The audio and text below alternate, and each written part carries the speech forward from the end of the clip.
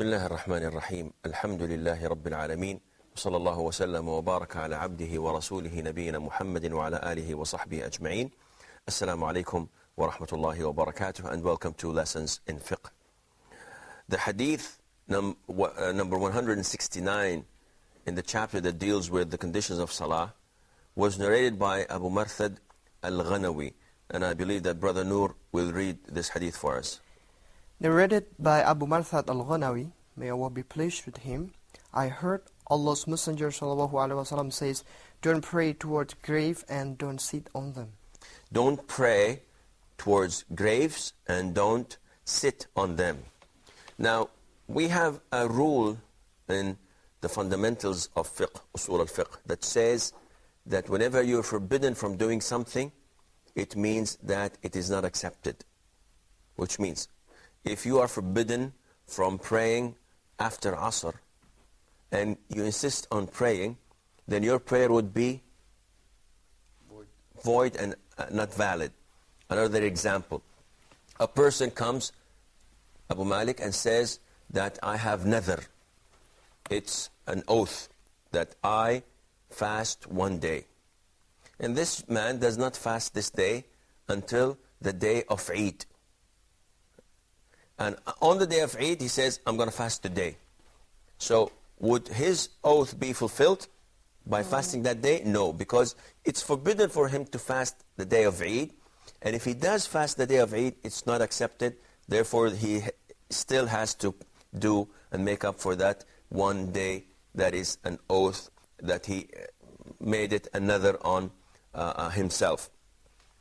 Likewise, the Prophet says here in this hadith that do not pray towards graves. Now he is making this something forbidden. If a person goes into a cemetery and it's Asr prayer and he skipped the prayer with the congregation and he prays in the cemetery, would his prayer be acceptable? From the rule that we've said it is not acceptable. It's forbidden for him to pray. If he prays, he has to pray it again once he goes out of the graveyard or of the cemetery. And why is that? This is to protect Islam, to protect you from a possibility that you may associate others with Allah Azza wa Jal.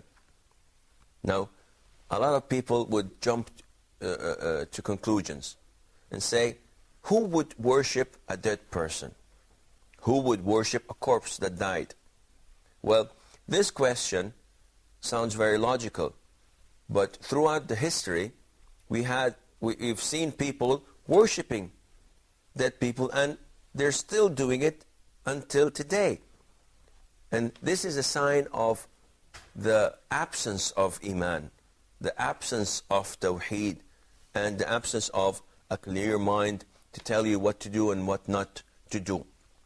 In Ibn al-Qayyim says that this is one of the greatest tricks and traps of Satan to Muslims, where he makes them glorify the dead. And this is, you can see this. Whenever you have a scholar or you have a pious person and he dies, Satan immediately comes and say to you that this is a great loss. So we have to bury this nice or good man. And when you bury him, we have to do something extra. We have to glorify this man. We have to respect him even after his death.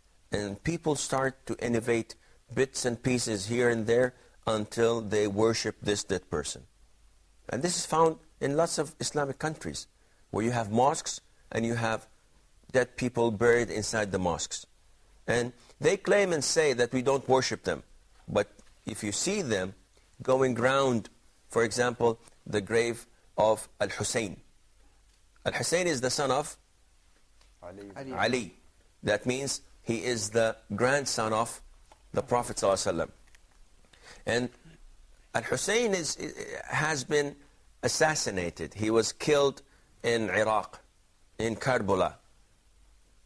And if you look at the Muslim world, you'd find that there's a shrine for him somewhere in Iran, and another one in Iraq, and a third one probably in Egypt. I don't know if they have anything for him in Syria. I don't know if they have anything for him in Afghanistan. No, in Afghanistan, the grave of Ali Karamallah Wajhu. Okay, now they say in Afghanistan they have the grave of Ali ibn Abi Talib, the cousin of the Prophet sallallahu alaihi wasallam. I think it's in Mazari Sharif. Yeah, Mazari. Now, this is strange. Ali never ever left the Arabian Peninsula. He was in Iraq. How did his body reach Afghanistan? It definitely did not. But people came and said, well, the Muslims there need, a boost. They have strong Islam. So what can we do to make this strong Islam redirected to bad Islam? Let's put the awliya, let's put these ideas of making these places sacred for them, and this diverts them from the Quran and Sunnah. And he succeeded. If you go to Iran, they tell you that this is the grave of Hussein. And if you go to Karbala or to Syria, they say that this is the grave of Hussein. And if you go to Egypt, they say that this is the grave of Hussein. May Allah be pleased with him. One of the companions of the Prophet ﷺ, his grandson, and one of the masters of paradise. The Prophet said ﷺ, that Al-Hassan and Hussein, they were brothers, his grandsons, are the masters of the youth in Jannah. They are the top and the leaders, the head of youth in Jannah. And if you look at this situation, it's not unacceptable. So, do you mean to tell me that his legs are in Iran and his body is in Karbala, Iraq, and his head is in Egypt? This is not acceptable. Then what is? What's acceptable is that Satan comes to people and he tells them to glorify these dead and to think that they have powers, so that you should supplicate to them, you should pray to them, and you should slaughter them. And this is what we call fitna. Allah Azza wa Jal has put us on earth to worship Him. And He put us on earth to examine us. So if we pass the exam, it's heaven for eternity. If we fail the exam, Allah knows what will happen. And what made me say this was that I have friends, I know people, and Allah Azza wa Jal examined them in different ways. There's this man that was married 10 years ago, and until today, he doesn't have any children. So people instruct him, go to the Kaaba, go to the Holy Mosque, pray to Allah Azza wa Jal that He grants you a child. So the guy goes for 2-3 years, nothing happens. Then this man comes up to him and say, why don't you go to the grave of Al-Hussein in Egypt or in Iraq, wherever you want. The guy has branches, so you can go wherever is convenient for you. Go to Al-Hussein and supplicate there and see what happens. So the guy says, let me give it a try. He goes to the mosque and he sees people rubbing the walls of the chamber and throwing letters or throwing pieces of clothing, and people saying, oh yeah, Hussein, do this for me, do that for me. And the guy gets, the feeling, and he starts saying, yeah, Hussein, grant me a child, grant me a good boy. And bang, within 9 months, his wife is delivering a healthy, beautiful boy. What would this man say? He would say that, I've prayed to Allah Azza wa Jal in the Kaaba, in the Haram, for 3 years and nothing happened. And look, in less than 9 months, I have a child. Then this is the real power. This is the power of the people. No, it's wrong. This is a test from Allah Azza wa Jal, and you've just failed the test, and you're not a Muslim anymore. By calling and praying other than Allah, you become a non-Muslim. So one would say and argue, okay, then how did it happen? How did this man got successful in having this child? Who gives a child in the very beginning? It's Allah. Allah Azza wa Jal, who grants you this child, grants you health, grants you wealth. So by asking other than Allah Azza wa Jal, do you think that Al-Hussein himself has the power to give you anything? Do you think that the Prophet ﷺ has the power to give you anything without Allah Azza wa Jal? Definitely not. We're told not to glorify the dead, not to praise them. They're dead. We ask Allah for forgiveness for them, not to go and seek what we want from them. And that is why it's forbidden for us to pray to graves. Do you recall any incident, Fadi, where people started glorifying and praising the dead, and then they ended by worshipping them? Like in the stories of the companions, or before? Muhammad? Yeah, the story that the Quran brought us, Lat Manat Uzat, that they were very great people. Yes. After they Al-Lat, Wal-Uzza, they were all people that were good. One of them, for example, Al-Lat used to get dates and put some wheat with it and make a meal for the pilgrims whenever they come. He used to give it to them. And the minute he died, they put a shrine on his grave and they started worshipping him. Before that, we have Abu Malik. Yes, there was the 5 pious people on the time of Sayyidina Nuh. Yes. And what happened when they died? The people, first they made the statues at like a square in the city. Why? To remember them. Yes. What, to remember them in what? In good, remember their goodness. That's exactly the point that Ibn Abbas, may Allah be pleased with him and with his father, told us, that at the time of Noah, there were 5 good people, and everybody respected them. And the minute they died, they felt bad about it. So Satan came to them and told them that, why not build statues on top of their graves? So whenever you see them, you remember how pious and good they were, so you do exactly like they used to do. And they did so. And after this generation died, new generation came in, and they saw these statues, and they saw how people, admired them and glorified them. So Satan told them, do you know why they've built these statues? Because these people bring rain. So call them, supplicate to them, and they will make it rain on you. So they did so, and they associated others with Allah Azza wa Jal, and they became mushrikeen. And that is why we are told not to have any forms of statues or drawings that may resemble any living creature. One would say, do you think I'm going to worship Mickey Mouse in 5-10 years' time? Or my Pokemon? Well, you will not worship it, but it's forbidden because you don't know what may happen. I believe that we have to break now. Inshallah, we will be right back.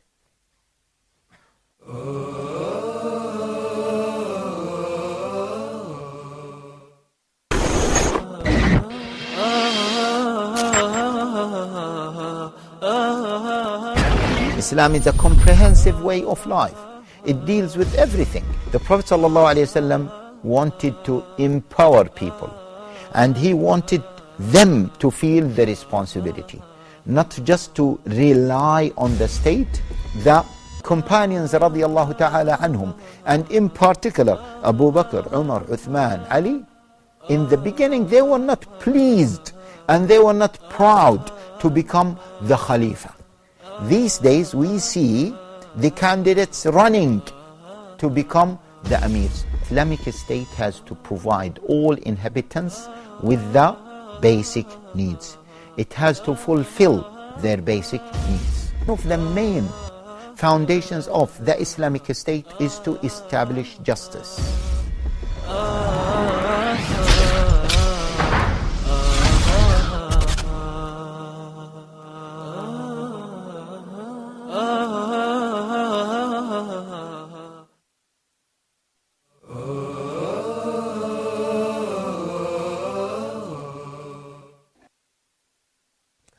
Assalamu alaikum wa rahmatullah, and welcome back.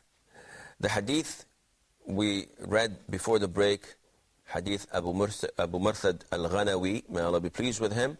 The Prophet says, sallallahu alaihi wasallam, don't pray towards graves, and we've gone through this, and we said that it is not permissible to pray in a cemetery or in a graveyard, and don't sit on them.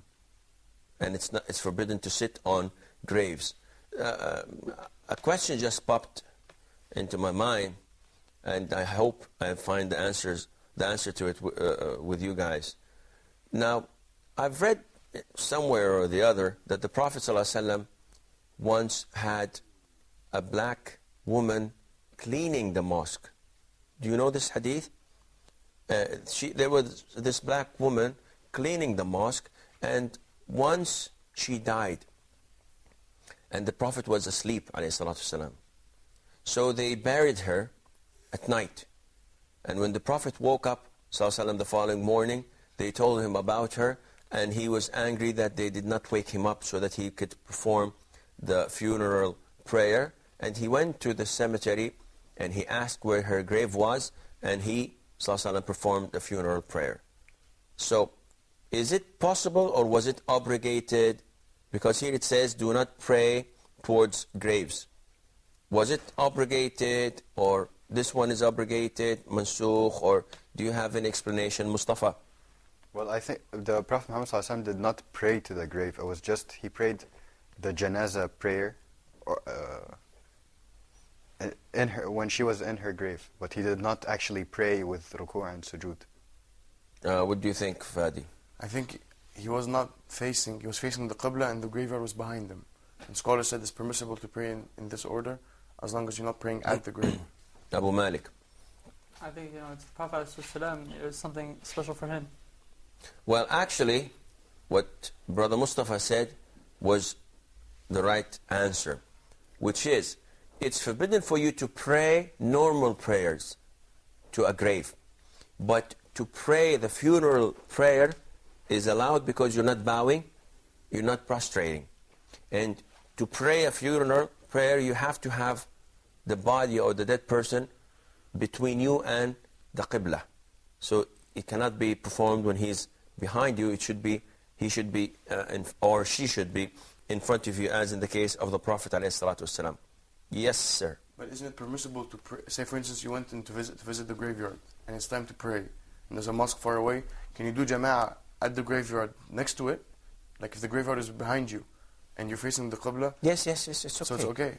Providing you're not praying towards the grave. But again, from the other hadith, scholars say you should avoid praying in the cemetery. You should go out, not within the boundaries, because this may lead a little bit later on, a month or two later, that, okay, the graves are at our back, then on a later stage, they're a little bit to our right, on a later stage, they become in front of you. So just leave the cemetery. Noor. What about somebody who has a cemetery inside his house? Is his house considered to be grave or to be cemetery? No. Now this is an awkward question because it's not usual. Though there are people that have their burial areas in their houses.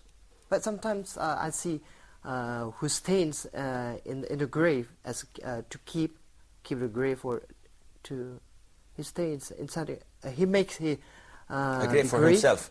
Yeah. He spends the night there. Yes, he spends the night. This was reported by some of the scholars in long times, and I don't know if this is a fact or a myth, because it's reported, and you have to synchronize lots of the things that you read.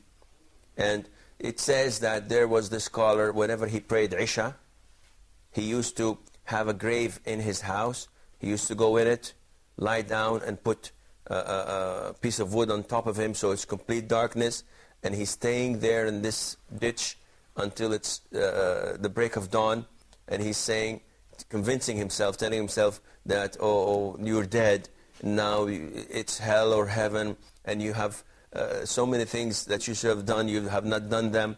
And when it's the break of dawn, he goes out and says to himself, okay, Allah Azza wa Jal has brought you back again, so let's see what you do. Because when you're dead, you won't have the chance to do this. Now, this is far-fetched. I believe that this is too much. A person goes, and it's an innovation. This is a bid'ah. This is not recommendable. Though some people say it and think that, wow, the guy spent 8 or 10 hours in the grave. Look how fearful he is from Allah. This is not fearful. This is nuts. Instead of spending 9 hours in this ditch, and you should have prayed the whole night prayer. You should have studied ilm. You should have taught people. You should have done something useful in your life. But to sit, to lie down in this grave-like ditch and think that you're doing something good, this is not good. So this is unacceptable. This is an innovation. You should make use of your time. You know, you find people, they call them, they have different names, but you find them in mosques, sitting there for like 20 hours a day, maybe the full day, with beans like, prayer beans like 1,001 long, and they have these strange dhikr, and they open the books and this is Salatul Fatih lima ughliq. It translates to the prayer that opens things that are closed. Well, what is this? Is it a master key? And they say, no, this is a special prayer given to us by wali so-and-so and by scholar so-and-so, and it's good that it does this, it does that. Is it sunnah? No. It's even more than sunnah. This is the wali. He's not a prophet. He's a wali. This is blasphemy. This is kufr. If you think that anyone could be better than the Prophet ﷺ.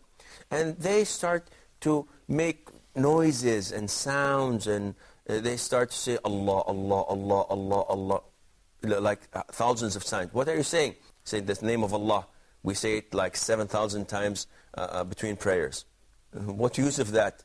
He said, oh, this is dhikr. Did the Prophet ever say Allah, Allah, Allah, and he kept on repeating it? He said, no. So how do you innovate in it? This is bid'ah, this is forbidden. And after some time, instead of saying Allah, Allah, Allah, then they don't go directly by saying the name. They use a pronoun. They say who, meaning he. So instead of saying Allah, they will say him, him, him. So say in Arabic, who. What is this? This is a dog-like barking. This is not prayer. This does not relate to Islam at all. So it is definitely not sunnah to put a grave in your house, and instead of lying in your bed, you go down there and lie in it. This is un-Islamic. But some people used to live in graveyards. Living in graveyards is different than living in a grave. See, if you work in a graveyard, then you have your house next to a graveyard. Nobody lives inside the graveyard, usually. They are probably poor people, but it's not a place to live in. I don't think it's a very friendly place, to invite your friends and let's have dinner in my place. Where do you live? Next to grave 2003. It was for a serial killer. But if you wish, we can change the scenery to another place. This is not logical or not acceptable, though it's possible. People, you don't know about people's lives, but praying to a grave is forbidden. You should respect the grave, the cemeteries, to the extent that it's forbidden for us to walk on graves with our sandals on. The Prophet ﷺ, though sometimes you have to walk on graves because the whole place is filled with graves, you have to take your sandals off. Now, sitting on a grave is completely out of the question. Sitting on a grave is completely out of the question, because the Prophet told us ﷺ that whoever sits on the grave as if he's sitting on a burning stone. This is a punishment. And this tells you the respect we have for the dead. They're dead, they're history, but we respect the dead. And likewise, how would you think that we would respect the living? Our respect to the living should be even more and more. And all of this, not praying to the grave, is to safeguard the tawheed, to safeguard the monotheism, your belief in the oneness of Allah Azza wa Jal. And that is why there are so places in the Sunnah where it tells us, do not say the following: Allah and so on, Allah and Muhammad. Because in Arabic, when you say Allah wa Muhammad, or ma sha Allah wa shit, whatever Allah wishes and you. This is associating you with Allah in saying that Allah wishes this and you wish this. And this is not acceptable in Islam. We move on to the following hadith, hadith number 170.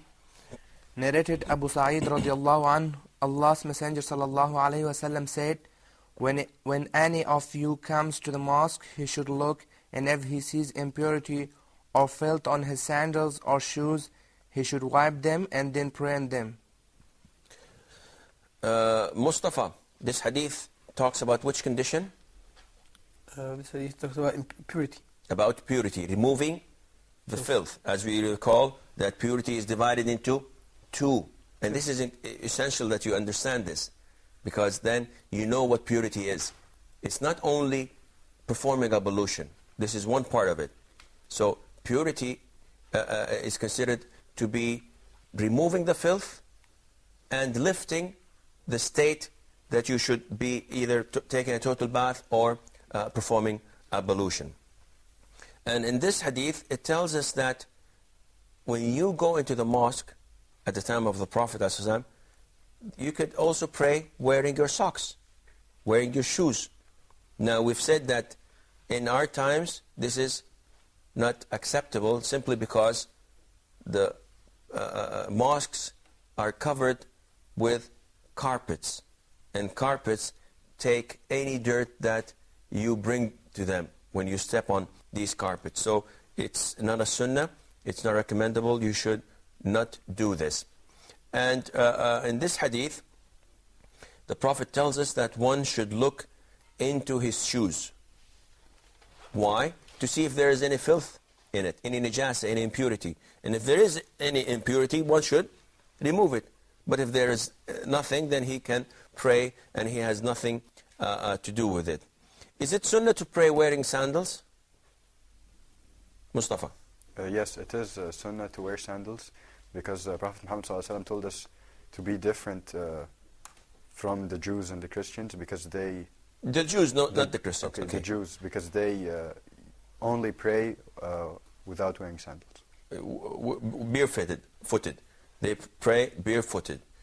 But Muslims can pray both ways, and it's preferable if you have your sandals on and you're praying in a place that does not have any carpets, that you pray wearing your sandals. I'm afraid that this is all the time we have for today's program. I believe, inshallah, that there are a few issues still to be discussed, so we will delay that until we meet next time. Then, fi amanillah, wassalamu alaikum wa rahmatullahi wa barakatuh.